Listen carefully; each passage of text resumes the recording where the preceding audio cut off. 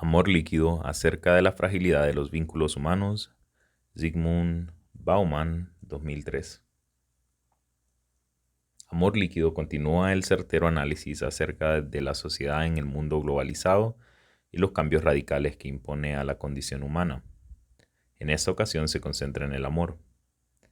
El miedo a establecer relaciones duraderas más allá de las meras conexiones, los lazos de la solidaridad que parecen depender de los beneficios que generan, el amor al prójimo, uno de los fundamentos de la vida civilizada y de la moral, distorsionando hasta el temor a los extraños, los derechos humanos de los extranjeros y los diversos proyectos para deshumanizar a los refugiados, a los marginados, a los pobres. Prólogo. Ulrich, el héroe de la gran novela de Robert Musil, era, tal como lo anunciaba el título de la obra, el hombre sin atributos.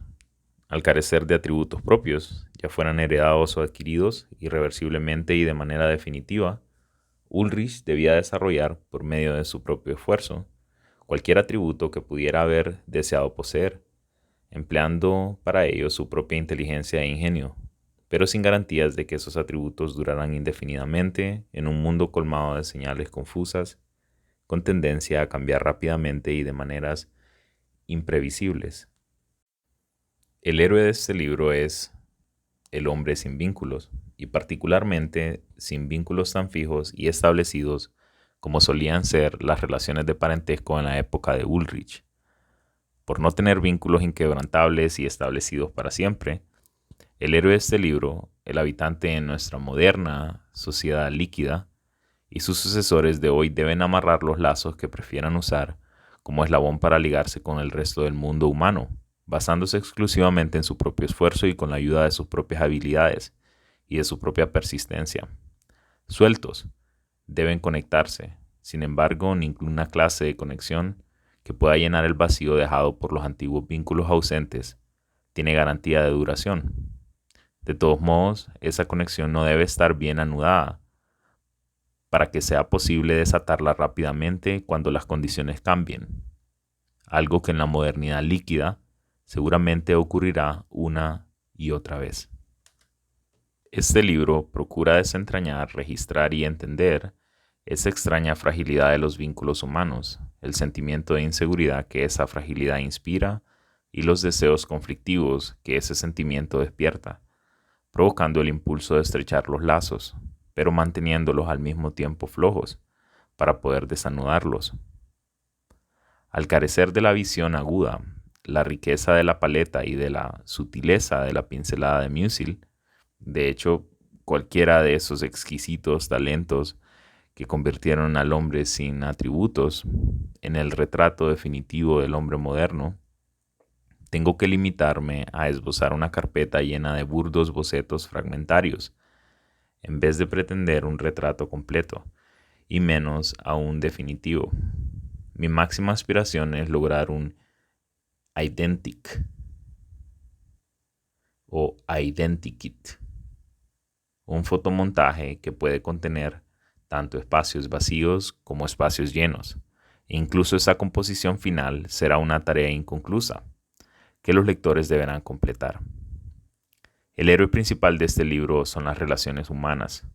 Los protagonistas de este volumen son hombres y mujeres, nuestros contemporáneos, desesperados al sentirse fácilmente descartables y abandonados a sus propios recursos. Siempre ávidos de la seguridad de la unión y de una mano servicial con la que puedan contar en los malos momentos, es decir, desesperados por relacionarse. Sin embargo, desconfían todo el tiempo del estar relacionados y particularmente de estar relacionados para siempre, por no hablar de eternamente, porque temen que ese estado pueda convertirse en una carga y ocasionar tensiones que no se sienten capaces ni deseosos de soportar, y que pueden limitar severamente la libertad que necesitan. Sí, usted lo ha adivinado, para relacionarse. En nuestro mundo de rampante individualización, las relaciones son una bendición a medias. Oscilan entre un dulce sueño y una pesadilla, y no hay manera de decir en qué momento uno se convierte en la otra. Casi todo el tiempo ambos avatares cohabitan, aunque en niveles diferentes de conciencia. En un entorno de vida moderno, las relaciones suelen ser quizá las encarnaciones más comunes, intensas y profundas de la ambivalencia, y por eso, podríamos argumentar, ocupan por decreto el centro de atención de los individuos líquidos modernos, que las colocan en el primer lugar de sus proyectos de vida. Las relaciones son ahora el tema del momento y ostensiblemente el único juego que vale la pena jugar, a pesar de sus notorios riesgos. Algunos sociólogos, acostumbrados a elaborar teorías a partir de las estadísticas de las encuestas y de convicciones de sentido común, como las que registran esas estadísticas, se apresuran a concluir que sus contemporáneos están dispuestos a la amistad, a establecer vínculos, a la unión, a la comunidad. De hecho, sin embargo, entre paréntesis, como si se cumpliera la ley de Martin Heidegger, que afirma que las cosas se revelan a la conciencia solamente por medio de la frustración que causan, arruinándose, desapareciendo, comportándose de manera inesperada o traicionando su propia naturaleza. La atención humana tiende a concentrarse actualmente en la satisfacción que se espera de las relaciones, precisamente porque no han resultado plena y verdaderamente satisfactorias. Y si son satisfactorias, el precio de la satisfacción que producen suele considerarse excesivo e inaceptable. En su famoso experimento, Miller y Dollard observaron que sus ratas de laboratorio alcanzaban un pico de conmoción y agitación cuando la adiance igualaba a la aviance, es decir, cuando la amenaza de una descarga eléctrica y la promesa de una comida apetitosa estaban perfectamente equilibradas. No es raro que las relaciones sea uno de los motores principales del actual boom del counseling. Su grado de complejidad es tan denso, impenetrable y enigmático que un individuo rara vez logra descifrarlo y desentrañarlo por sí solo. La agitación de las ratas de Miller y Dollard casi siempre se diluía en la inacción, la incapacidad de elegir entre atracción y repulsión, entre esperanza y temor, desembocaba en la imposibilidad de actuar. A diferencia de las ratas, los seres humanos que se encuentran en circunstancias semejantes pueden recurrir al auxilio de expertos consultores que ofrecen sus servicios a cambio de honorarios. Lo que esperan escuchar de boca de ellos es cómo lograr una cuadratura del círculo, cómo comerse la torta y conservarla al mismo tiempo, cómo degustar las dulces delicias de las relaciones evitando los bocados más amargos y menos tiernos, cómo lograr que la relación les confiera poder sin que la dependencia los debilite, que los habilite sin condicionarlos, que los haga sentir plenos sin sobrecargarlos. Los expertos están dispuestos a asesorar, seguros de que la demanda de asesoramiento jamás se agotará, ya que no hay consejo posible que pueda hacer que un círculo se vuelva cuadrado. Sus consejos abundan, aunque con frecuencia apenas logran que las prácticas comunes asciendan al nivel del conocimiento generalizado, y este a su vez a la categoría de teoría erudita y autorizada. Los agradecidos destinatarios del consejo revisan las columnas sobre relaciones, de los suplementos semanales o mensuales de los periódicos serios y menos serios, buscando escuchar de las personas que saben lo que siempre han querido escuchar, ya que son demasiado tímidos o pudorosos como para decirlo por sí mismos.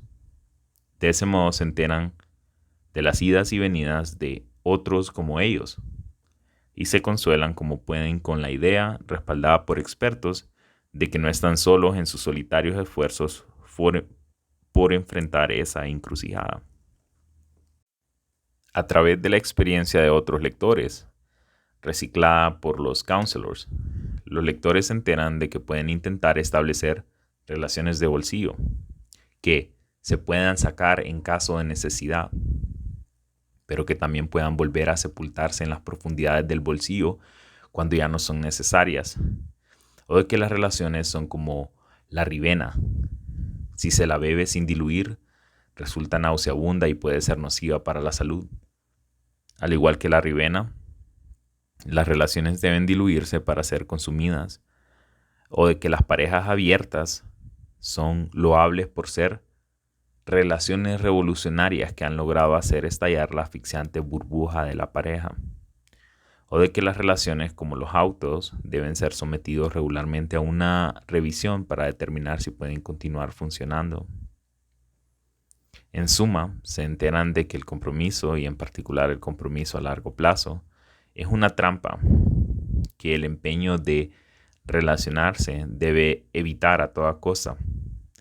Un consejero experto informa a los lectores que al comprometerse, por más que sea a medias, usted debe recordar que tal vez estés cerrándole la puerta a otras posibilidades amorosas que podrían ser más satisfactorias y gratificantes.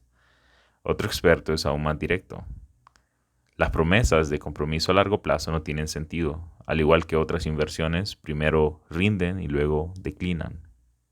Y entonces, si usted quiere relacionarse, será mejor que se mantenga a distancia. Si quiere que su relación sea plena, no se comprometa ni exija compromiso.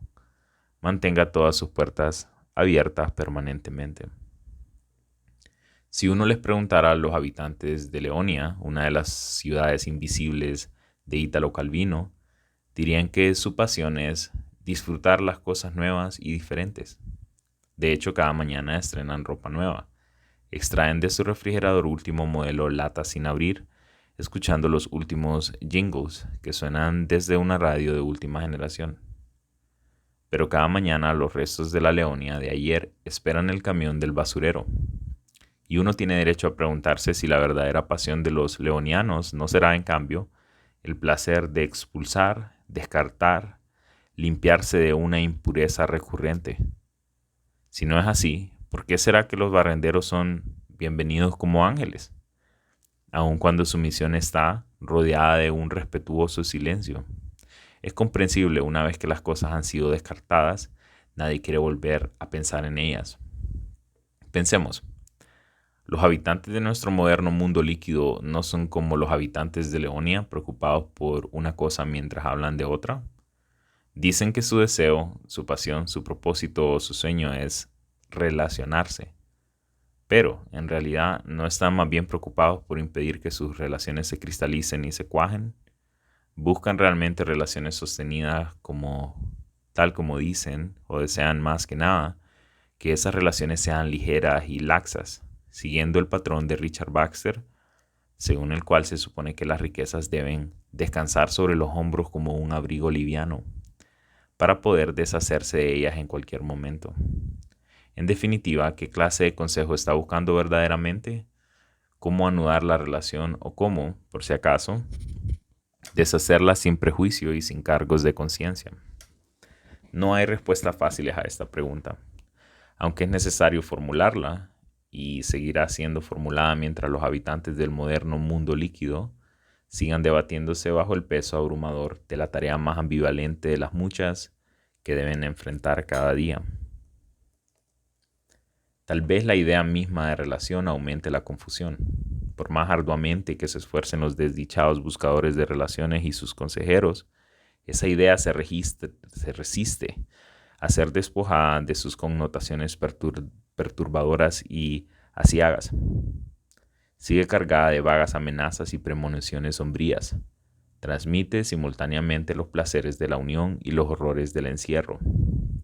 Quizás por eso, más que transmitir su experiencia y expectativa en términos de relacionarse y relaciones, la gente habla cada vez más, entre paréntesis, ayudada e inducida por consejeros expertos de conexiones, de conectarse y estar conectado. En vez de hablar de parejas, prefieren hablar de redes. ¿Qué ventaja conlleva hablar de conexiones en vez de relaciones? A diferencia de las relaciones, el parentesco, la pareja e ideas semejantes que resaltan el compromiso mutuo y excluyen o soslayan a su opuesto. El descompromiso, la red, representa una matriz que conecta y desconecta a la vez. Las redes solo son imaginables si ambas actividades no están habilitadas al mismo tiempo. En una red, conectarse y desconectarse son elecciones igualmente legítimas. Gozan del mismo estatus y de igual importancia. No tiene sentido preguntarse cuál de las dos actividades complementarias constituye la esencia de una red. Red sugiere momentos de estar en contacto, intercalados con periodos de libre merodeo. En una red, las conexiones se establecen a demanda y pueden cortarse a voluntad. Una relación indeseable pero indisoluble es precisamente lo que hace que una relación sea tan riesgosa como parece. Sin embargo, una conexión indeseable es un oxímoron. Las conexiones pueden ser y son disueltas mucho antes de que empiecen a ser detestables. Las conexiones son relaciones virtuales, a diferencia de las relaciones a la antigua, entre paréntesis, por no hablar de las relaciones comprometidas y menos aún de los compromisos a largo plazo, parecen estar hechas a la medida del entorno de la moderna vida líquida, en la que se supone y espera que las posibilidades románticas, entre paréntesis, y no solo las románticas, fluctúen cada vez con mayor velocidad entre multitudes que no decrecen, desalojándose entre sí con la promesa de ser más gratificante y satisfactoria que las anteriores.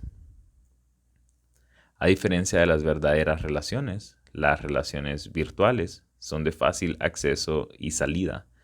Parecen sensatas e higiénicas, fáciles de usar y amistosas con el usuario. Cuando se las compara con la cosa real, pesada, lenta, inerte y complicada, un hombre de Bath de 28 años, entrevistado en relación con la creciente popularidad de las citas por internet, en desmedro de los bares de solas y solos y las columnas de corazones solitarios, señaló una ventaja decisiva de la relación electrónica. Uno siempre puede oprimir la tecla delete, como si obedecieran a la ley de Gresham, o Gresham, no sé cómo se pronuncia. Las relaciones virtuales, entre paréntesis, rebautizadas conexiones, establecen el modelo que rige a todas las otras relaciones. Eso no hace felices a los hombres y las mujeres que sucumben a esa presión. Al menos no los hace más felices de lo que eran con las relaciones previrtuales. Algo se gana, algo se pierde. Tal como señaló Ralph Waldo Emerson, cuando uno patina sobre hielo fino, la salvación es la velocidad. Cuando la calidad no nos da sostén, tendemos a buscar remedio en la cantidad. Si el compromiso no tiene sentido, digamos, y las relaciones ya no son confiables y difícilmente duren, nos inclinamos a cambiar la pareja por las redes. Sin embargo, una vez que alguien lo ha hecho, sentar cabeza se vuelve aún más difícil y desalentador que antes, ya que ahora carece de las habilidades que podrían hacer que la cosa funcionara. Seguir en movimiento, antes un privilegio y un logro, se convierte ahora en obligación. Mantener la velocidad, antes una aventura gozosa, se convierte en un deber agotador. Y sobre todo, la fe e incertidumbre y la insoportable confusión que supuestamente la velocidad ahuyentaría, aún siguen allí. La felicidad que ofrecen el descompromiso y la ruptura a voluntad no reducen los riesgos, sino que tan solo los distribuyen, junto con las angustias que generan, de manera diferente. Este libro está dedicado a los riesgos y angustias de vivir juntos y separados en nuestro moderno mundo líquido. 1. Enamorarse y desenamorarse. Mi querido amigo, le envío un pequeño trabajo del que podía decirse, sin ser injusto, que no tiene ni pies ni cabeza, ya que por el contrario todo en él es alternativa y recíprocamente pies y cabeza. Le suplico considere la admirable conveniencia que tal combinación nos ofrece a todos, a usted, a mí y al lector. Podemos interrumpir yo mis cavilaciones, usted el texto y el lector su lectura, ya que no pretendo mantener interminablemente la fatigosa voluntad de ninguno de ellos, unido a una trama superflua. Retire uno de los anillos y otras dos piezas de esta tortuosa fantasía y volverán a encajar sin dificultad. Recorte varios fragmentos y advertirá que cada uno de ellos se sostiene por sí mismo. Me atrevo a dedicarle a usted la serpiente entera con la esperanza de que algunos de sus tramos le gusten y lo diviertan. De esta manera, Charles Baudelaire, o Baudelaire, no sé exactamente cómo se pronuncia, presenta Spleen de París a sus lectores. Es una pena que lo haya hecho. De no ser así, yo mismo hubiera querido componer un solo preámbulo igual o similar para lo que sigue a continuación. Pero lo hizo y yo solo puedo citar. Walter Benjamin, por supuesto, eliminaría la palabra solo de esa última frase. Y si lo pienso dos veces, yo también. Recorte varios fragmentos y advertirá que cada uno de ellos subsiste por sí solo, mientras que los fragmentos sólidos de la pluma de Baudelaire, si lo hicieron, solo el justo derecho del lector, ya que no el mío, decidirá si los dispersos tramos de pensamiento reunidos a continuación subsisten o no. En la familia de los pensamientos hay enanos en abundancia, por eso fueron inventados la lógica y el método, y una vez inventados fueron adoptados con gratitud por los pensadores de pensamientos. Los enanos pueden esconderse y en medio del poderío esplendoroso de las legiones en marcha y las formaciones para la batalla, terminan por olvidar su enanismo. Una vez que se han cerrado las filas, ¿quién notará la diminuta estatura de los soldados? Es posible reunir un ejército de aspecto temible y poderoso, alineado en formación de batalla a filas y más filas de pigmeos. Quizás, y tan solo para complacer a los adictos al método, debería haber hecho lo mismo con estos fragmentos y recortes. Pero como no me queda tiempo para terminar esta tarea, sería tonto de mi parte ocuparme del orden de las filas y dejar el reclutamiento para más tarde. En cuanto a pensar las cosas dos veces, quizás el tiempo que tengo disponible resulte poco, no a causa de mi edad, sino porque cuanto más viejos somos, mejor comprendemos que por más grandes que parezcan las ideas, jamás lo serán tanto como para abarcar y menos aún para contener la copiosa prodigalidad de la experiencia humana. Lo que sabemos, lo que deseamos saber, lo que nos esforzamos por saber, lo que intentamos saber acerca del amor y el rechazo, del estar solos o acompañados y morir solos o acompañados. ¿Acaso es posible racionalizar todo eso, ponerlo en orden, ajustarlo a los estándares de coherencia, cohesión y totalidad establecidos para temas menores? Quizás sea posible, es decir, solo en la infinidad del tiempo. ¿O acaso no sucede que cuando se dice todo eso acerca de los temas fundamentales de la vida humana, las cosas más importantes siempre quedan sin ser dichas? Amor y muerte, los dos protagonistas de esta historia que no tiene argumento ni desenlace, pero que condensa la mayor parte del sonido y la furia de la vida, admiten esta clase de reflexión, escritura, lectura, más que ningún otro tema.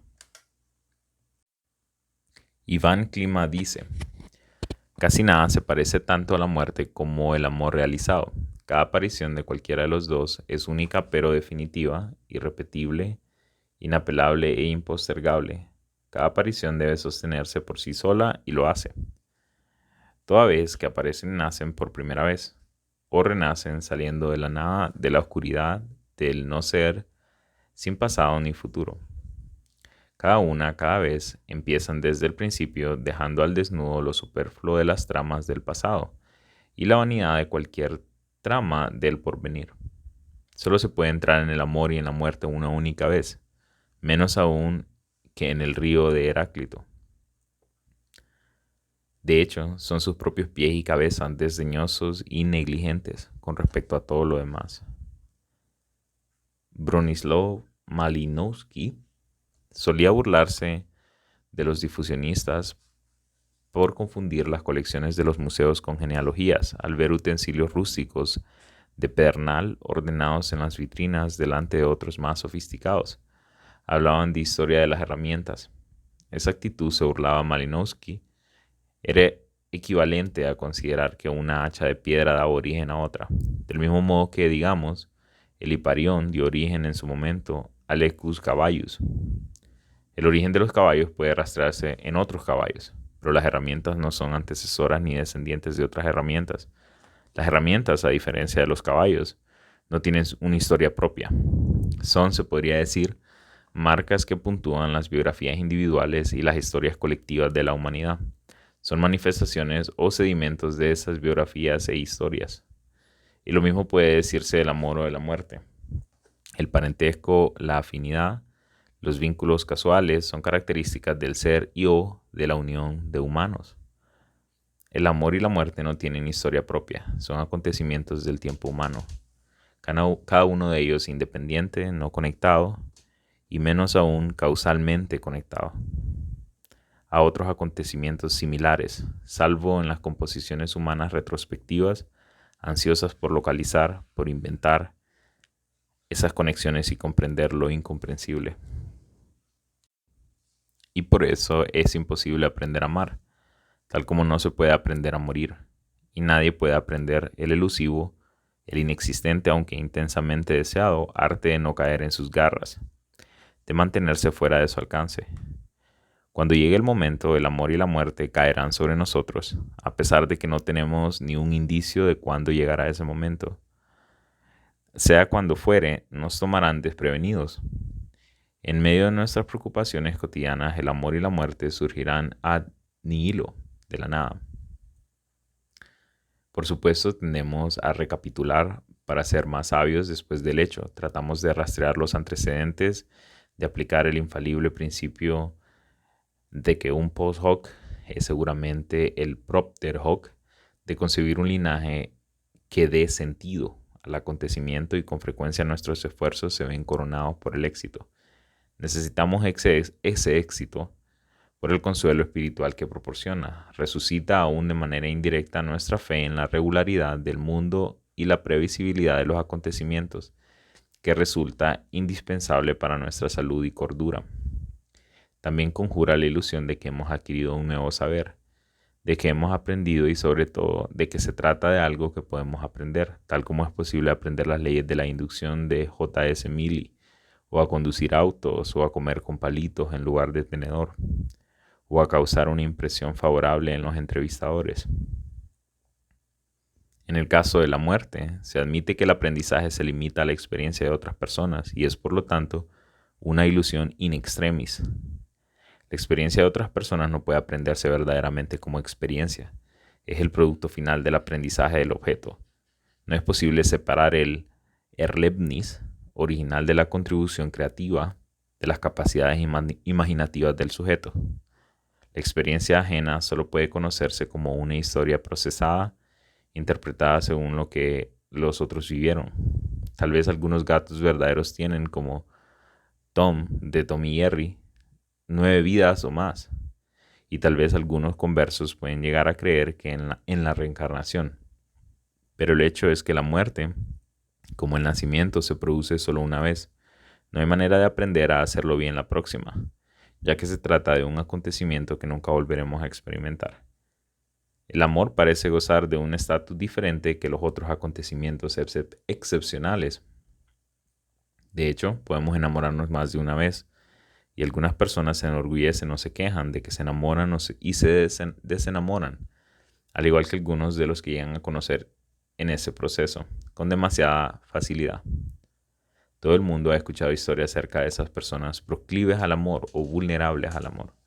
Existen fundamentos sólidos para considerar el amor, particularmente el estar enamorado, como casi por naturaleza una situación recurrente, susceptible de repetirse y que incluso favorece la repetición del intento.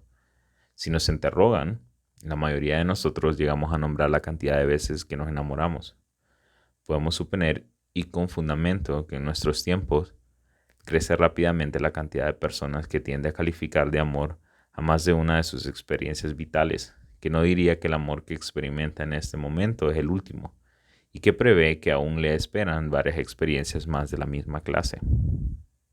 Si esta suposición demuestra ser acertada, no hay de qué asombrarse. Después de todo, la definición romántica del amor, hasta que la muerte nos separe, está decididamente pasada de moda, ya que ha trascendido su fecha de vencimiento debido a la reestructuración radical de las estructuras de parentesco de las que dependía y de las cuales extraía su vigor e importancia.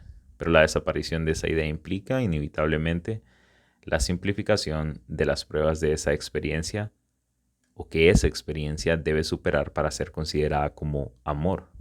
No es que más gente esté a la altura de los estándares del amor en más ocasiones, sino que esos estándares son ahora más bajos. Como consecuencia, el conjunto de experiencias definidas en el término amor se han ampliado enormemente.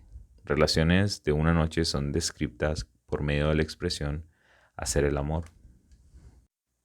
Esta súbita abundancia y aparente disponibilidad de experiencias amorosas llega a alimentar la convicción de que el amor, entre paréntesis, enamorarse, ejercer el amor, es una destreza que se puede aprender y que el dominio de esta materia aumenta con el número de experiencias y la asiduidad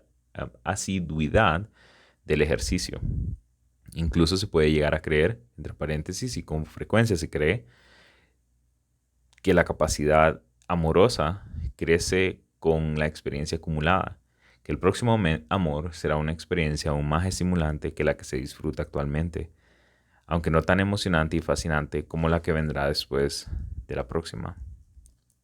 Sin embargo, solo es otra ilusión, la clase de conocimiento que aumenta a medida que la cadena de episodios amorosos se alarga es la del amor, en tanto serie de intensos, breves e impactantes episodios, atravesados a priori por la conciencia de su fragilidad y brevedad.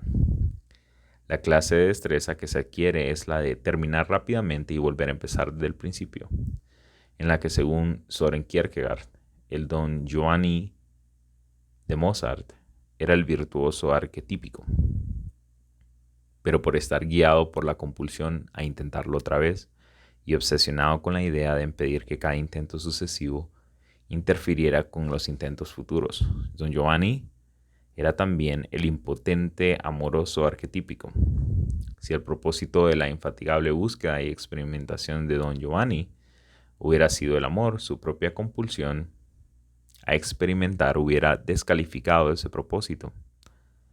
Resulta tentador señalar que el efecto de esta ostensible adquisición de destreza está destinado a ser, como es el caso de Don Giovanni, el desaprendizaje del amor, una incapacidad aprendida de amar. Ese resultado, la venganza del amor, por así decirlo, contra los que se atreven a desafiar su naturaleza, era de esperar. Se puede aprender a desempeñar una actividad que posee un conjunto de reglas invariables que se corresponden con un entorno estable, monótonamente repetitivo, que favorece el aprendizaje, la memorización y ulteriormente el paso a la práctica. En un entorno inestable, la retención y la adquisición de hábitos, que son las marcas registradas del aprendizaje exitoso, no solo son contraproducentes, sino que sus consecuencias pueden resultar fatales. Lo que una y otra vez demuestra ser letal para las ratas en las cloacas de la ciudad, esas criaturas muy inteligentes capaces de aprender rápidamente a distinguir los restos de alimentos entre los cebos venenosos, es el elemento de inestabilidad que desafía la regla y que se inserta en la red de túneles y pozos subterráneos, debido a la inaprensible, impredecible y verdaderamente impenetrable alteridad de otras humanas criaturas inteligentes. Criaturas notorias por su tendencia a romper la rutina y a crear confusión con la distinción entre regla y contingencia. Si esa distinción no se mantiene, el aprendizaje, abre paréntesis, entendido como adquisición de hábitos útiles, no existe. Los que insisten en condicionar sus acciones a los precedentes, como los generales que vuelven a conducir una nueva guerra, exactamente igual a su última guerra victoriosa, corren riesgos suicidas y se exponen a infinitos problemas. La naturaleza del amor implica, tal como lo observó Lucano 2 milenios atrás y lo repitió Francis Bacon muchos siglos más tarde, ser un rehén del destino. En el simposio de Platón, Diótima de Mantinea le señaló a Sócrates, con el asentimiento absoluto de éste, que el amor no se dirige a lo bello como crees, sino a concebir y nacer en lo bello. Amar es desear, concebir y procrear.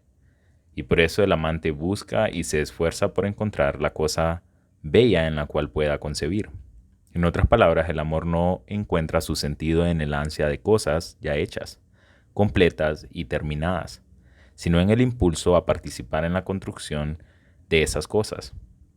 El amor está muy cercano a la trascendencia. Es tan solo otro nombre del impulso creativo y por lo tanto está cargado de riesgos, ya que toda creación ignora siempre cuál será su producto final. En todo amor hay por lo menos dos seres, y cada uno de ellos es la gran incógnita de la ecuación del otro. Eso es lo que hace que el amor parezca un capricho del destino, ese inquietante y misterioso futuro, imposible de prever, de prevenir o conjurar, de apresurar o detener. Amar significa abrirle la puerta a ese destino, a la más sublime de las condiciones humanas, en la que el miedo se funde con el gozo en una aleación indisoluble, cuyos elementos ya no pueden separarse. Abrirse a ese destino significa, en última instancia, dar libertad al ser, esa libertad que está encarnada en el otro, el compañero en el amor, como lo expresa Erich Fromm. En el amor individual no se encuentra satisfacción, sin verdadera humildad, coraje, fe y disciplina, y luego agrega inmediatamente con tristeza que en una cultura en que esas cualidades son raras, la conquista de la capacidad de amar será necesariamente un raro logro. Y lo mismo ocurre en una cultura de consumo como la nuestra, partidaria de los productos listos para uso inmediato. Las soluciones rápidas, la satisfacción instantánea, los resultados que no requieren esfuerzos prolongados, las recetas infalibles, los seguros contra todo riesgo y las garantías de devolución del dinero. La promesa de aprender el arte de amar es la promesa, entre paréntesis, falsa, engañosa, pero inspiradora del profundo deseo de que resulte verdadera, cierra paréntesis, de lograr experiencia en el amor, como si se tratara de cualquier otra mercancía. Seduce y atrae con su ostentación de esas características porque supone deseo sin espera, esfuerzo sin sudor y resultados sin esfuerzo. Sin humildad y coraje no hay amor. Se requieren ambas cualidades, en cantidades enormes y constantemente renovadas. Cada vez que uno entra en un territorio inexplorado y sin mapas, y cuando se produce el amor entre dos o más seres humanos, estos se internan inevitablemente en el terreno desconocido. Eros, tal como afirma Levinas, es diferente de la posesión y del poder. No es una batalla ni una fusión, y tampoco es conocimiento. Eros es una relación con la alteridad, con el misterio, es decir, con el futuro, con lo que está ausente del mundo que contiene a todo lo que es. El pathos del amor consiste en la insuperable dualidad de los seres. Los intentos de superar esa dualidad, de domesticar lo díscolo y domoñar o domeñar lo que no tiene freno, de hacer previsible lo incognoscible y de encadenar lo errante como la sentencia de muerte del amor. Eros no sobrevive a la dualidad. En lo que al amor se refiere, la posesión, el poder, la fusión, el desencanto, son los cuatro jinetes del Apocalipsis. En ese punto radica la maravillosa fragilidad del amor, junto con su endemoniada negativa a soportar esa vulnerabilidad con ligereza. Todo amor se debate por concretarse, pero en el momento del triunfo se topa con su derrota última. Todo amor lucha por sepultar las fuentes de su precariedad e incertidumbre, como si lo consigue pronto empieza a marchitarse y desaparece. Eros está poseído por el espectro de Thanatos, que ningún hechizo mágico puede exorcizar.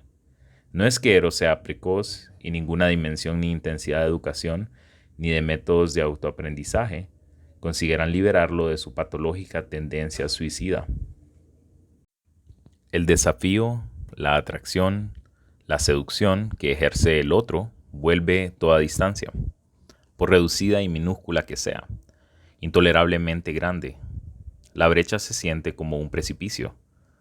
La fusión o la dominación parecen ser los únicos remedios para el tormento resultante, y solo hay una delgadísima frontera que muy fácilmente puede pasarse por alto entre una caricia suave y tierna y una mano de hierro que aplasta. Eros no puede ser fiel a sí mismo sin practicar la caricia, pero no puede practicarla sin correr el riesgo del dominio. Eros impulsa a las manos a tocarse, pero las manos que acarician también pueden oprimir y aplastar. Por más que uno haya aprendido sobre el amor y sobre amar, su sabiduría solo llegará, al igual que el Mesías de Kafka, un día después de su llegada. Mientras está vivo, el amor está siempre al borde de la derrota. Disuelve su pasado a medida que avanza, no deja atrás de sí trincheras fortificadas a las que podría replegarse para buscar refugio en casos de necesidad, y no sabe qué le espera ni qué puede depararle el futuro. Nunca adquiere la confianza suficiente para dispersar las nubes y apaciguar la ansiedad. El amor es un préstamo hipotecario a cuenta de un futuro incierto e inescrutable.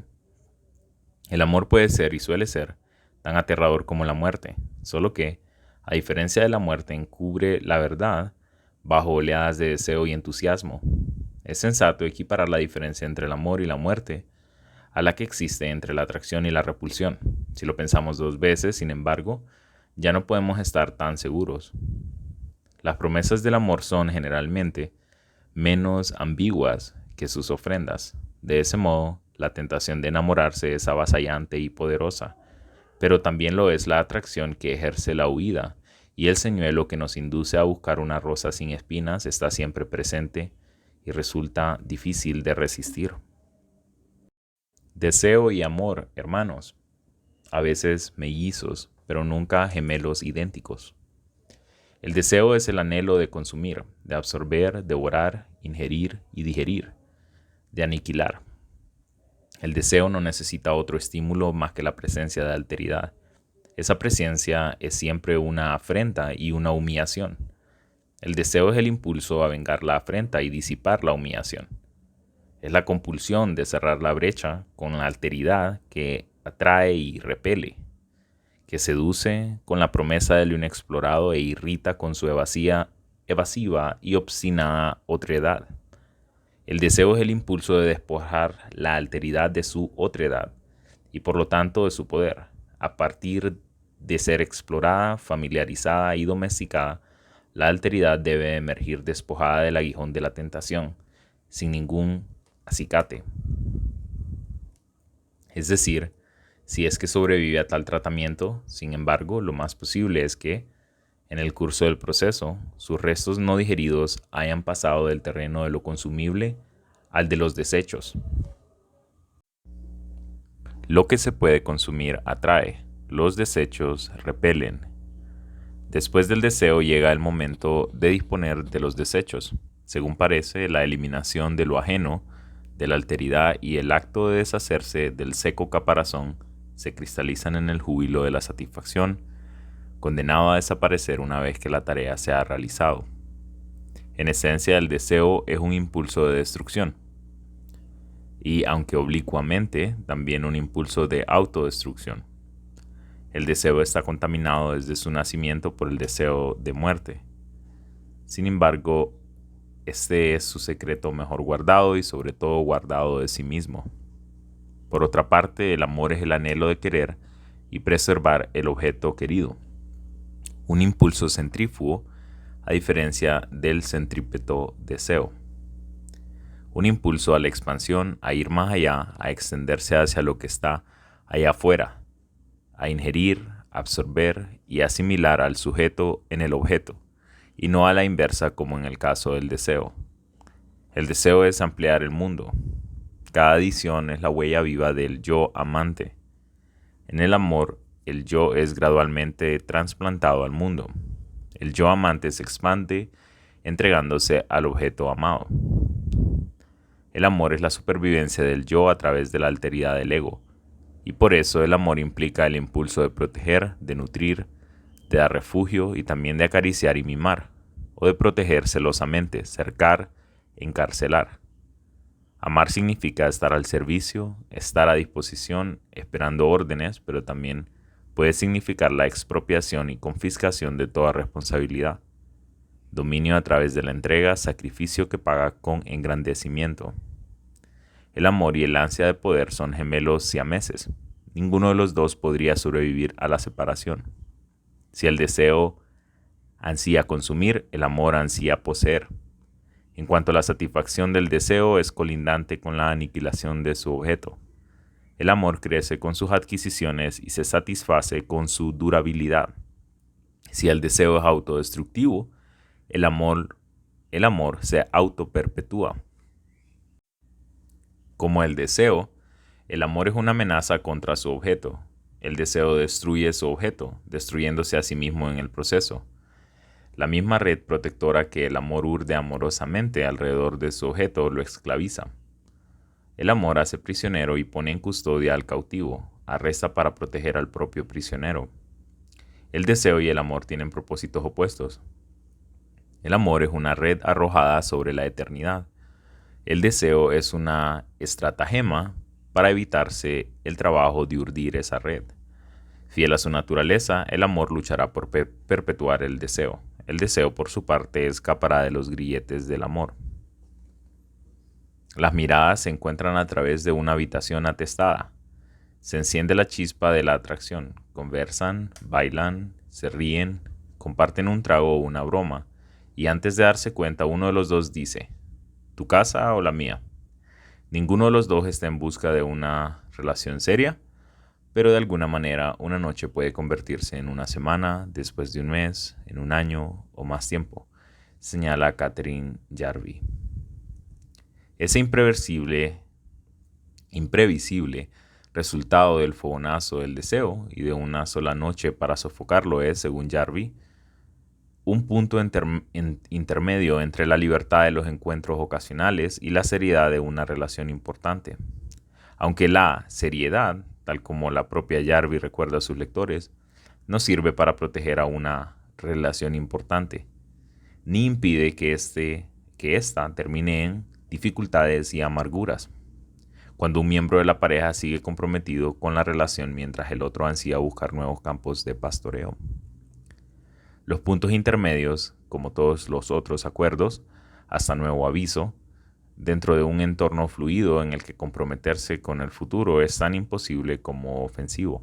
No son necesariamente malos, según la opinión de Jarvie y la doctora Valerie Lamont, una psicóloga colegiada a quien cita en su nota. Pero cuando se comprometa aún a medias, recuerde que le está cerrando la puerta a otras posibilidades románticas, entre paréntesis, es decir, renunciando al derecho de buscar nuevos campos de pastoreo, al menos hasta que su pareja reclame primero ese derecho, cierra paréntesis. Una observación aguda, un cálculo sensato. Se encuentra ante una elección. ¿Elige el amor o elige el deseo? Más observaciones agudas. Sus miradas se cruzan a través de la habitación y antes de darse cuenta, el deseo de compartir la cama brota de la nada y no necesita golpear muchas veces a la puerta para que lo dejen entrar. Aunque no es una característica común de nuestro mundo obsesionado por la seguridad, esas puertas tienen pocos cerrojos o ninguno. Nada de circuito cerrado de televisión para estudiar detalladamente a los intrusos y distinguir a los perversos merodeadores de los visitantes de buena fe. Simplemente comprobar la compatibilidad de los signos del zodiaco, entre paréntesis, como ocurre en los comerciales de una marca de teléfonos móviles, cierra paréntesis, será suficiente. Tal vez decir deseo sea demasiado. Como en los shoppings, los compradores hoy no compran para satisfacer su deseo, como lo ha expresado Harvey Ferguson, sino que compran por ganas. Lleva tiempo, un tiempo insoportablemente largo según los parámetros de una cultura que aborrece la procrastinación y promueve en cambio la satisfacción instantánea. Sembrar, cultivar y alimentar el deseo. El deseo necesita tiempo para germinar, crecer y madurar. A medida que el largo plazo se hace cada vez más corto, la velocidad con que madura el deseo, no obstante, se resiste con terquedad a la aceleración. El tiempo necesario para recoger los beneficios de la inversión realizada en el cultivo del deseo parece cada vez más largo, irritante e insoportablemente largo. A los gerentes de los shoppings, los accionistas, no les han dado ese tiempo, pero tampoco quieren dejar que la decisión de compra sea determinada por motivos que surgen y maduran arbitrariamente, ni abandonar su cultivo en las manos inexpertas y poco confiables de los compradores. Todos los motivos necesarios para que los compradores compren deben surgir de inmediato mientras caminan por el centro de compras, y también deben morir de inmediato, gracias a un suicidio asistido en la mayoría de los casos, una vez que han cumplido su cometido. Su expectativa de vida se reduce al tiempo que le lleva a los compradores recorrer el shopping desde la entrada hasta la salida. En nuestros días, los centros de compras suelen ser diseñados teniendo en cuenta la rápida aparición y la veloz extinción de las ganas, y no considerando el engorroso y lento cultivo de la maduración del deseo. El único deseo que debe emanar de una visita al centro de compras es el de repetir una y otra vez el jubiloso momento en que uno se deja llevar y permite que su propio anhelo dirija la escena sin ningún libreto prefijado. La breve expectativa de vida de las ganas es una de sus mayores ventajas, que le confiere superioridad sobre los deseos. Rendirse a las propias ganas, en vez de seguir un deseo, es algo momentáneo, que infunde la esperanza de que no habrá consecuencias duraderas que puedan impedir otros momentos semejantes de jubiloso éxtasis. En el caso de las parejas, y especialmente de las parejas sexuales, satisfacer las ganas en vez de un deseo implica dejar la puerta abierta a otras posibilidades románticas que, tal como sugiere la doctora Lamont y reflexiona Catherine Jarvie, pueden ser más satisfactorias y plenas. Como los actos nacidos de las ganas ya han sido profundamente implantados por los enormes poderes del mercado de consumo, seguir un deseo parece conducirnos de manera incómoda, lenta y perturbadora hacia el compromiso amoroso. En su versión ortodoxa, el deseo necesita atención y preparativos, ya que involucra largos cuidados, complejas negociaciones sin resolución definitiva, algunas elecciones difíciles y algunos compromisos penosos. Pero peor aún, implica también una demora de la satisfacción, que es sin duda el sacrificio más aborrecido en nuestro mundo entregado a la velocidad y la aceleración. En su radicalizada, reducida y sobre todo compacta encarnación en las ganas, el deseo ha perdido casi todos esos atributos desalentadores, concentrándose más exclusivamente en el objetivo. Como lo expresaban las publicidades que anunciaban la novedad de las tarjetas de crédito, ahora es posible concretar el deseo sin demora. Cuando la relación está inspirada por las ganas, entre paréntesis, las miradas se encuentran a través de una habitación atestada. Sigue la pauta del consumo y solo requiere la destreza de un consumidor promedio, moderadamente experimentado. Al igual que otros productos, la relación es para consumo inmediato. No requiere una preparación adicional ni prolongada. Y para uso único, sin prejuicios. Primordial y fundamentalmente es descartable. Si resultan defectuosos o no, son plenamente satisfactorios. Los productos pueden cambiarse por otros, que se suponen más satisfactorios, aun cuando no se haya ofrecido un servicio de postventa y la transacción no haya incluido la garantía de devolución del dinero. Pero aún en el caso de que el producto cumpla con lo prometido, ningún producto es de uso extendido. Después de todo, autos, computadoras o teléfonos celulares, perfectamente usables y que funcionan relativamente bien, van a engrosar la pila de desechos con pocos o ningún escrúpulo. En el momento en que sus versiones nuevas y mejoradas aparecen en el mercado y se convierten en comidilla de todo el mundo. ¿Acaso hay una razón para que las relaciones de pareja sean una excepción a la regla? Las promesas de compromiso, escribe Adrienne Burgess, no significan nada a largo plazo. Y prosigue con esta explicación. El compromiso es resultado de otras cosas, del grado de satisfacción que nos provoca la relación, de si vemos para ella una alternativa viable, y de si la posibilidad de abandonarla nos causará la pérdida de alguna inversión importante, tiempo, dinero, propiedades compartidas, hijos. Pero estos factores tienen altibajos, al igual que los sentimientos de compromiso de las personas, según Carol Rusbult. una experta en relaciones de la Universidad de Carolina del Norte. Un verdadero dilema. Usted es reticente a cortar por lo sano y reducir sus pérdidas, pero aborrece despilfarrar su dinero. Una relación, le dirán los expertos, es una inversión como cualquier otra. Usted le dedica tiempo, dinero, esfuerzos que hubiera podido destinar a otros propósitos, pero que no destinó esperando hacer lo correcto. Y lo que usted perdió o eligió no disfrutar, se le devolverá en su momento, con ganancias. Usted compra acciones y las conserva durante todo el tiempo que prometen aumentar su valor, y las vende rápidamente cuando las ganancias empiezan a disminuir, o cuando otras acciones prometen un ingreso mayor. El asunto es no pasar por alto el momento adecuado. Si usted invierte en una relación, el provecho que espera de ella es en primer lugar seguridad, en sus diversos sentidos. La cercanía de una mano que ofrezca ayuda en el momento en que más lo necesite, que ofrezca socorro en el dolor, compañía en la soledad, que ayude cuando hay problemas, que consuele en la derrota y aplauda en las victorias, y que también ofrezca una pronta gratificación. Pero escuche esta advertencia: las promesas de compromiso en una relación, una vez establecida, no significan nada a largo plazo. Por supuesto, una relación es una inversión como cualquiera otra.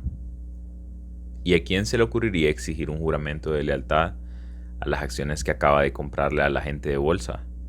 Jurar que será semper fidelis, en las buenas y en las malas, en la riqueza y en la pobreza, hasta que la muerte nos separe. No mirar nunca hacia otro lado, donde, quién sabe, otros premios nos esperan. Los tenedores de acciones que valen la pena, y atención, los tenedores de acciones que solo tienen acciones, y uno siempre puede soltar lo que tiene. Leen cada mañana en primer lugar las páginas del diario dedicadas a la bolsa, para descubrir si es el momento de seguir conservándolas o venderlas. Y lo mismo vale para las relaciones, solo que en ese caso no existe la bolsa, y nadie hará por usted el trabajo de evaluar las probabilidades, a menos que contrate a un consejero experto, del mismo modo que contrata a un agente de bolsa experto o un contador.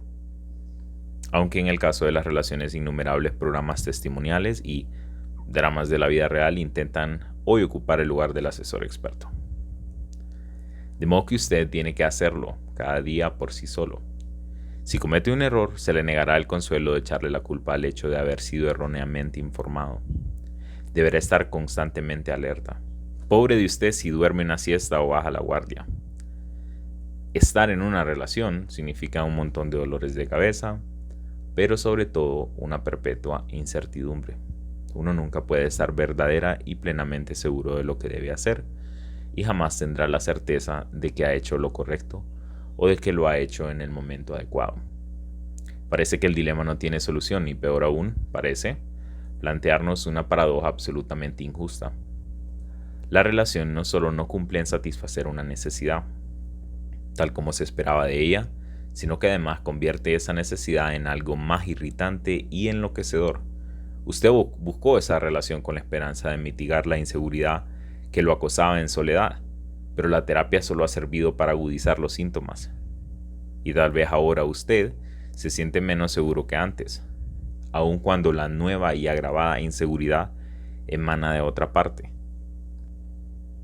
Si usted pensaba que los intereses de su inversión en la compañía serían pagados con la moneda de seguridad, evidentemente ha actuado sobre la base de presupuestos equivocados. Este es un problema, y un problema grave, pero allí no termina el tema. Comprometerse con una relación que no significa nada a largo plazo, y de esto son conscientes ambas partes, es una espada de doble filo. Eso deja librado a su cálculo y decisión la posesión o el abandono de la inversión, pero no hay motivo para suponer que su pareja, si lo desea, no ejercerá a discreción el mismo derecho, y que no estará libre para hacerlo cuando a él o a ella se le antoje. La conciencia de ese hecho aumenta aún más su inseguridad, y ese aumento es lo más insoportable de todo. A diferencia del caso en que usted mismo decide si lo toma o lo deja, No está en su poder impedir que su pareja opte por romper el acuerdo. Si puede hacer pequeñas cosas para inclinar a su favor la decisión de su pareja. Para el otro, usted representa acciones a vender o pérdida con la que se debe terminar. Y nadie consulta las acciones antes de devolverlas al mercado o a las pérdidas en el momento en que se producen. Considerar una relación como una transacción comercial no es, en ningún aspecto, una cura para el insomnio. La inversión hecha en la relación es siempre insegura y está condenada a seguir siéndolo aunque uno desee otra cosa. Es un dolor de cabeza y no un remedio. Mientras las relaciones se consideren inversiones provechosas, garantías de seguridad y solución de sus problemas, usted estará sometido al mismo azar que cuando se tira al aire una moneda. La soledad provoca inseguridad, pero las relaciones no parecen provocar algo muy diferente. En una relación, usted puede sentirse tan inseguro como si no estuviera en ninguna, o peor aún, solo cambian los nombres que pueda darle a su ansiedad. Si no existe una buena solución para un dilema, si ninguna de las actitudes sensatas y efectivas nos acercan a la solución, las personas tienden a comportarse irracionalmente, haciendo más complejo el problema y tornando su resolución menos plausible. Tal como concluye Christopher Clulow del Instituto Tavistock de Estudios Maritales, otro experto en relaciones citado por Adrienne Burgess, o Burgess, no sé exactamente la pronunciación. Cuando los amantes se sienten inseguros, tienden a comportarse de manera poco constructiva, tratando de complacer o de controlar, e incluso con agresiones físicas. Todas ellas actitudes que ahuyentan aún más a la pareja. Una vez que se filtra la inseguridad, la navegación no es más segura, estable ni reflexiva. Sin timón, la frágil balsa de la relación se bambolea entre los dos peñascos de mala fama, contra los que muchas relaciones naufragan. La sumisión total y el poder absoluto, la sumisa aceptación y la conquista arrogante, borrando así tanto la autonomía propia como la de la pareja. Chocar contra una de ambas rocas haría naufragar incluso a un barco de buen tamaño, con tripulantes veteranos, y hasta una balsa timoneada por un marino inexperto que, por haber crecido en la época de las piezas de repuesto, nunca tuvo oportunidad de aprender el arte de reparar los daños.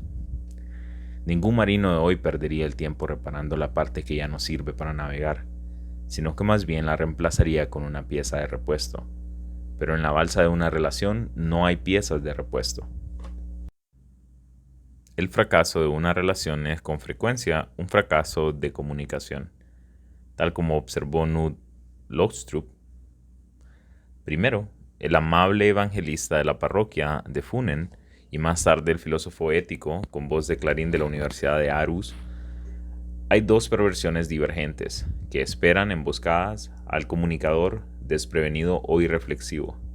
Una es la clase de asociación que, debido a la pereza, el miedo a la gente o una propensión por las relaciones cómodas, consiste simplemente en tratar de complacer al otro evitando siempre el tema, con la posible excepción de una causa común contra un tercero. No hay nada que promueva tanto una relación cómoda como la mutua adulación. Otra perversión consiste en querer cambiar a la gente. Tenemos opiniones definidas acerca de cómo hacer las cosas y cómo deberían ser los otros. Estas opiniones carecen de comprensión, porque cuanto más definitivas son las opiniones, tanto más necesario es que no nos distraigamos comprendiendo demasiado a los que queremos cambiar. El problema es que ambas perversiones suelen ser hijas del amor. La primera perversión puede ser resultado de mi deseo de comodidad y paz, tal como sugiere Lostrup, pero también puede ser, y suele ser así, producto de mi amoroso respeto por el otro. Te amo y por eso te dejo ser como eres y como quieres ser, por más que dude de la sabiduría de tu elección, a pesar del daño de tu obstinación que tu obstinación pueda causarte. No me atrevo a contradecirte, para que no te veas obligado a elegir entre tu libertad y mi amor. Puedes contar con mi aprobación, pase lo que pase. Y como el amor solo puede ser posesivo, mi generosidad amorosa está asistida por la esperanza. Este cheque en blanco es un don de mi amor, un don precioso que no se encuentra en otra parte. Mi amor es ese tranquilo refugio que buscabas y que necesitabas aunque no lo buscaras. Ahora puedes descansar y dejar de buscar.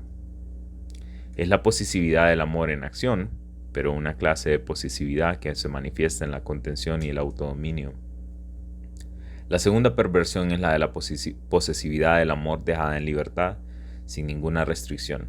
El amor es una de las respuestas paliativas a la bendición, maldición, de la individualidad humana, uno de cuyos atributos es la soledad que provoca la condición de estar separado del resto, tal como sugiere Erich Fromm. Los humanos de todas las épocas y culturas se enfrentan con la respuesta a la misma pregunta, la que plantea cómo superar la separación, cómo lograr la unión, cómo trascender la propia vida individual y encontrarse siendo uno con otros.